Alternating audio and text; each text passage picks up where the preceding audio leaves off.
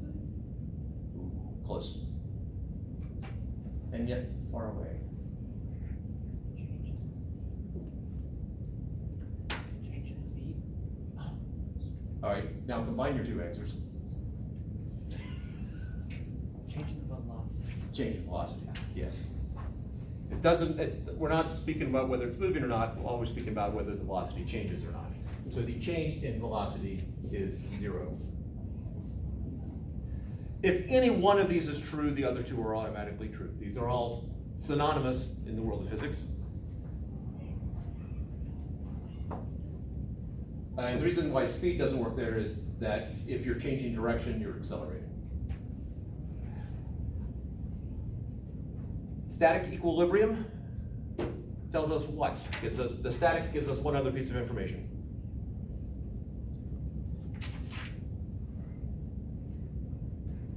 We use the static equation. Not necessarily, but static has the same meaning there as here. Right. So the static equilibrium means this is all true, and the static piece of it means that the velocity is 0.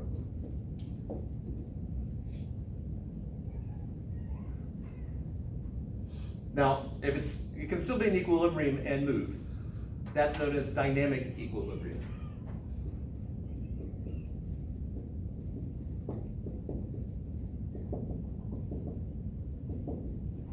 So the equilibrium piece means that all of that, each of those is true, and the dynamic piece tells us that the speed is not 0.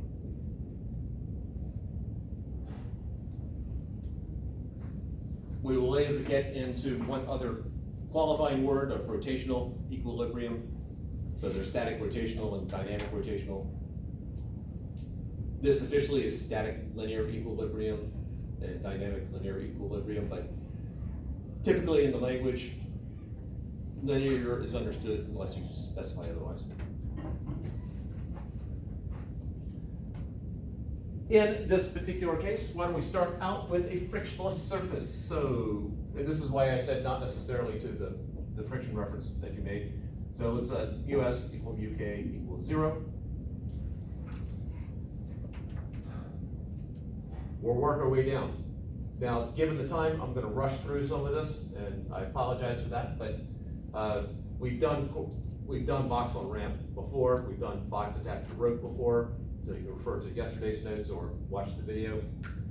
Probably watch one of several videos. For A, I have weight acting down. I do have two boxes, so I do need the subscripts.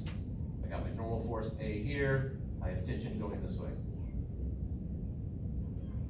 For box B, I have weight of B acting down that way. I have normal force on B acting this way, and I have tension acting that way.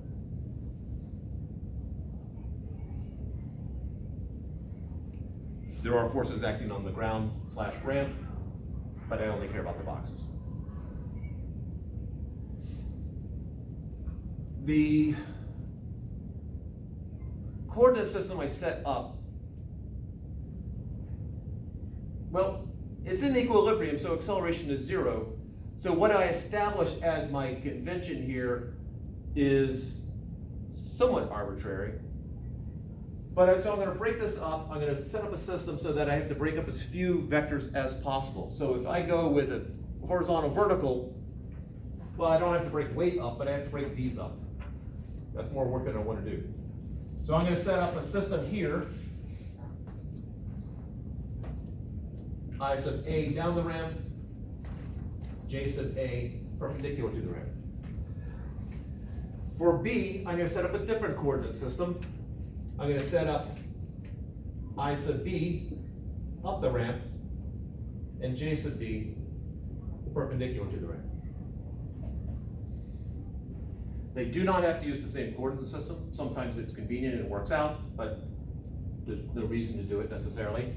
I am working under the assumption that my acceleration is sort of in that direction, even though I know it's 0. I would then break up my weight, just like we did in the previous problem.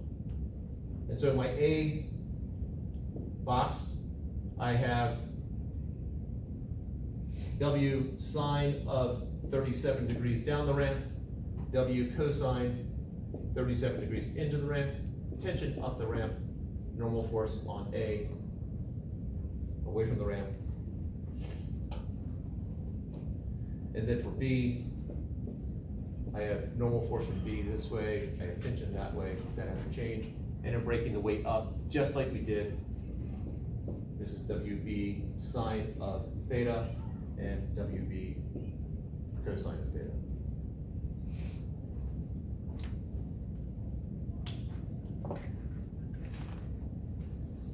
I know I rushed through that. Take a deep breath here. Are there questions?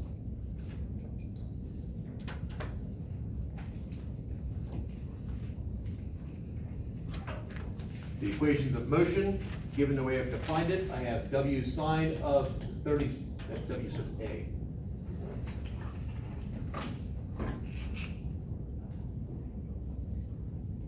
Come on. W sub A sine of 37 degrees minus the tension is equal to 0. I have Y sub A minus W cosine of 37 degrees equal to 0.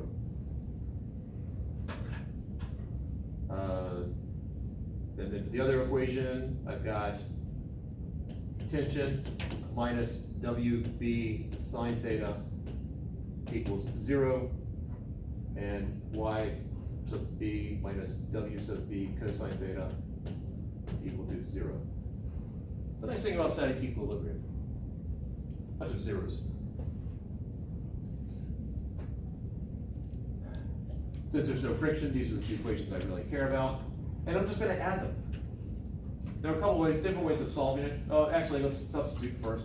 So I have MAG sine of 37 degrees equals tension, and then over here, I have tension equals MBG sine of theta. So I'm not going to add the equations together, I'm just going to do substitution. And so I have MAG sine of 37 degrees equals MBG sine of theta. G's cancel out, so it doesn't matter what planet I'm on. And we have sine of theta is equal to MA sine 37 degrees over MB. And now plug and chug. Mass A is 4, so I have 4 times 0.6 divided by 5, which is 0.8 times 0.48. And so my angle would be the arc sine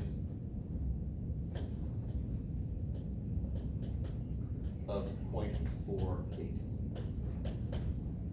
which is something less than 37 degrees. 28 was 28.7.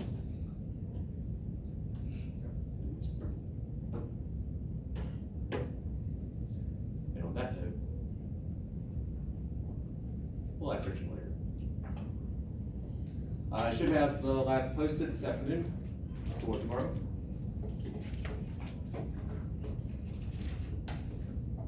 And I think that's good enough.